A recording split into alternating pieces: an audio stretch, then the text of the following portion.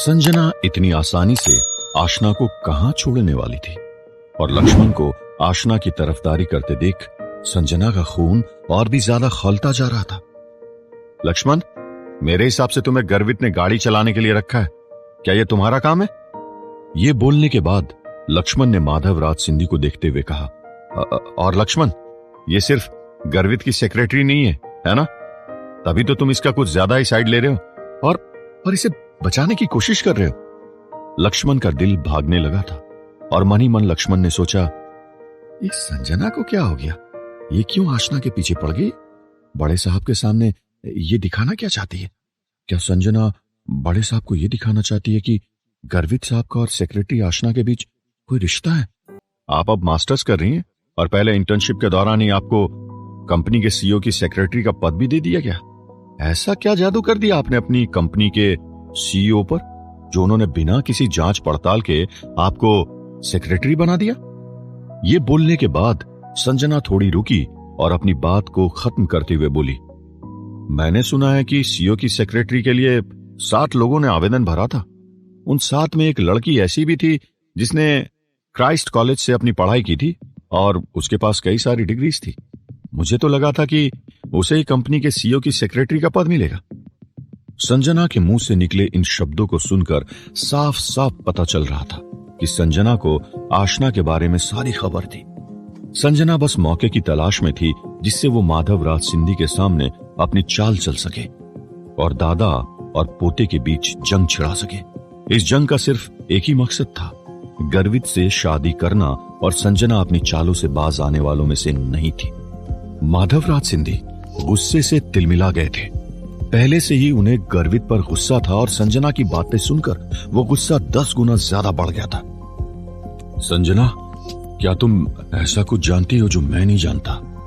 माधवराज सिंधी के मुंह से निकले ये शब्द संजना के लिए एक मौका था। दादाजी। संजना की आंखें निराशा से लाल हो गई थी और अपने चेहरे पर मासूमियत लाते हुए संजना ने आगे बोलना शुरू किया। मैं यकीन के साथ तो नहीं कह सकती, इसी वजह से आज मैं आपको यहां लेकर आई हूं। आप खुद देख सकते हो, ये लड़की तो चाय रखने तक की काबिल नहीं है। जिस कॉलेज में ये अभी पढ़ाई कर रही है वो भी कोई नामचीन कॉलेज नहीं है। ऊपर से इसके ग्रेड्स भी बहुत खराब है दादाजी।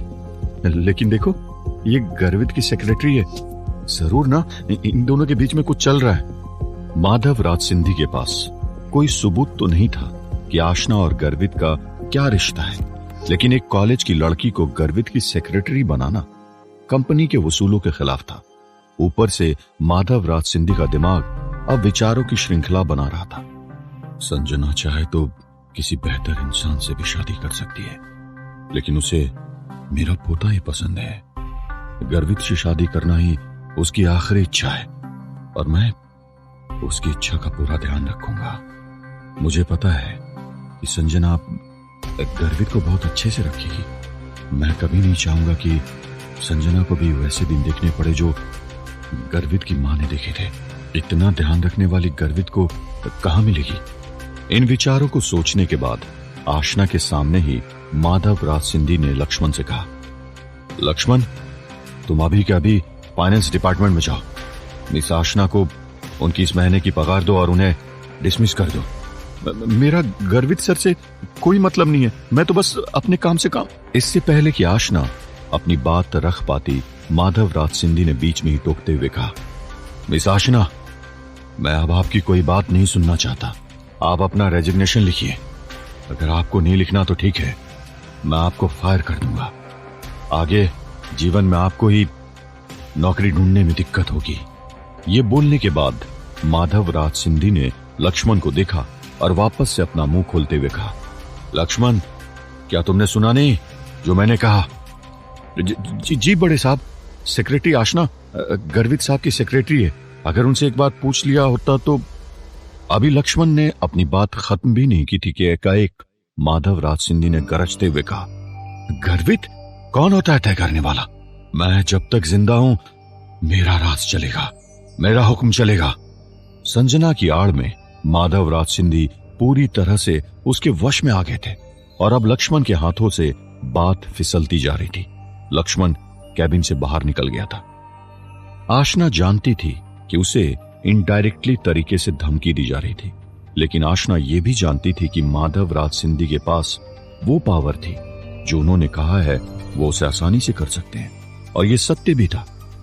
अगर आशना रिजाइन नहीं करती तो उसे भविष्य में आगे किसी अच्छी कंपनी में नौकरी नहीं मिल पाती। इसलिए आशना के पास भी इस्तीफा देने के अलावा और कोई चारा नहीं था। आशना जैसे तैसे गर्वित के डेस्क तक पहुंची और एक खाली पन्ने पर अपना रेजिग्नेशन लिखने लगी थी। Resignation letter to the head HR। मुझे खुशी है कि मैंने कुछ महीनों तक इस कंपनी को संभाला, इस कंपनी के नाम से जुड़ी अच्छा काम किया, काफी अनुभव प्राप्त हुआ और इस कंपनी के साथ काम करना मेरे लिए बहुत ही गौरव की बात है। हालांकि मैं यहां लिखकर आपको यह सूचित करना चाहती हूं कि मैं मेरे पारिवारिक मसलों के चलते इस ओहदे से इस्तीफा देना चाहती हूं। इससे पहले कि आशना रुकती, अच्छे खासे 500 शब्दों का समूह तैयार हो गया था। अपने इस्तीफे को लिखने के बाद आशना ने उसे वापस से पढ़ा और यह सुनिश्चित किया कि उसने कुछ भी गलती नहीं की है। उसके बाद आशना की नजर बाईं तरफ गई, जहां पर अब उसे अपना नाम लिखना था और हस्ताक्षर करने थे।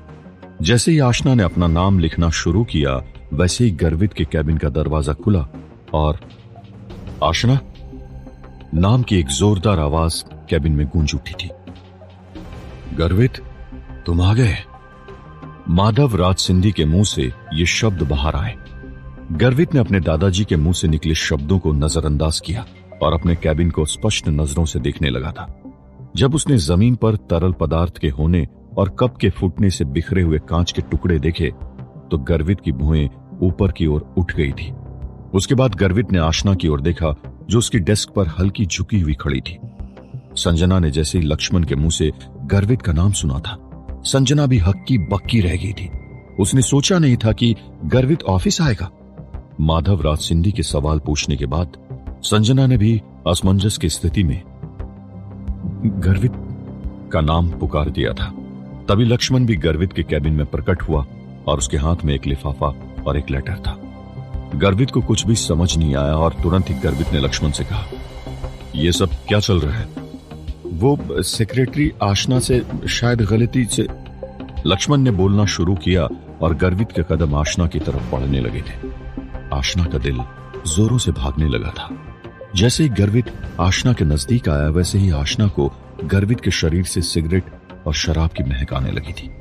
गर्वित की नजर उस पन्ने पर गई जो अभी भी गर्वित के डेस्क पर था, और ऊपर की हेडलाइन पढ़ते ही गर्वित ने आशना से कहा, तुम अपना रेजिग्नेशन लेटर लिख रही हो? आशना के मुंह से कोई भी शब्द बाहर नहीं निकला।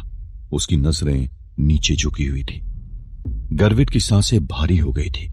आशना के लिखे इस्तीफे पत्र को अपने हाथ से ऊपर की ओर उठाते हुए गर्वित आशना को जोरदार लताड़ लगाना चाहता था, लेकिन तभी गर्वित ने अपनी आंखें बंद की और तेज गहरी सांस ली। अपने हाथ को नीचे करते हुए गर्वित ने अपने मुंह में बने शब्दों को कड़वे सच की तरह पी लिया था। उसके बाद गर्वित ने आशना के इस्तीफे पत्र को फाड़ते हुए उसके टुकड़े टुकड़े कर दिए और डस्टबिन में डाल दिया था। मैं सहमत नहीं हूं और मैं अप्रूव नहीं करता हूं, गर्वित ने कहा। यह कहने के बाद गर्वित ने लक्ष्मण को देखा और उससे तेज कटाक्ष भरे सवालों की लड़ियां लगाते हुए बोला, यह तुमने क्या किया? क्या तुम भूल गए कि बॉस कौन है? तुम्हारी हिम्मत कैसे हुई मेरी सेक्रेटरी को बिना मेरी इजाजत के फायर करने की? दरअसल माजरा तो गर्वित समझ गया था, लेकिन ऐसे तीखे कटाक्ष वो अपने दादाजी के ऊपर नहीं निकाल सकता था, इसलिए गुस्सा सारा लक्ष्मण पर बरसने लगा था। जब गर्वित ने आशना की कलाई को देखा, जो स्वाभाविक रूप से लाल और सूज गई थी, तो गर्वित को आशना की चिंता होने लगी थी।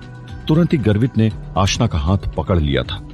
जब गर्वित ने देखा कि आशना के कपड़े गीले हैं, जो कि चाय और कॉफी के गिरने की वजह से हुए थे, तो गर्वित का दिल गुस्से का उबाल मार रहा था।